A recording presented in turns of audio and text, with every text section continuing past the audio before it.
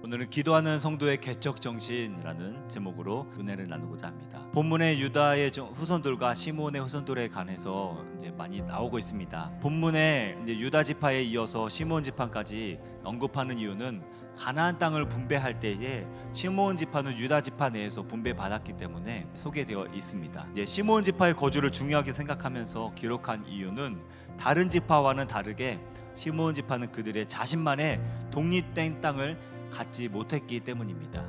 그 이유는 야곱은 시므온 지파를 향해서 이스라엘 중에서 흩어지리라라는 저주를 하였습니다. 그들이 자신의 누이인 디나를 강간한 세겜 사람들에게 복수를 하기 위해서 하나님의 거룩한 언약인 할례를 거짓으로 이용하였기 때문입니다.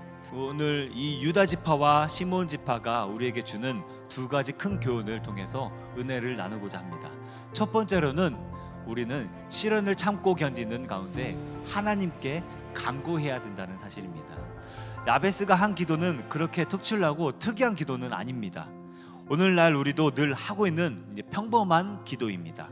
보면 내가 하는 일에 복을 주시고 내 모든 일에 자녀를 지켜주시고 문제가 해결되게 하시고, 야베스도 우리와 같은 기도를 하고 있지만 그의 기도는 매우 신속하게 10절 이 한 절 만에 다 응답을 받습니다. 아마 야베스의 기도는 하나님께서 기뻐하시는 기도였던 것 같습니다. 그렇다면 왜 성경은 야베스의 이러한 기도를 기록했을까요?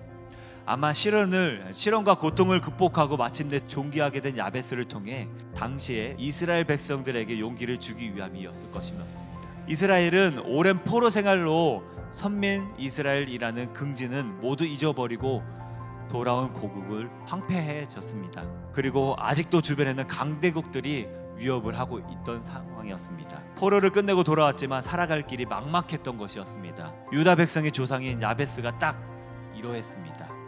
야베스라는 이름의 뜻 자체가 수고, 고통이며 그 이름대로 야베스는 고통 가운데 태어나 환난과 근심을 많은 삶을 살았습니다. 하지만 야베스는 이러한 인생에 굴복하지 않고 매번 주님께 매달렸던 것입니다. 그 처절한 기도의 결과는 야베스는 하나님께 복을 받고 존귀한 자가 되었던 것이죠. 복은 시련 속에서 피는 꽃입니다.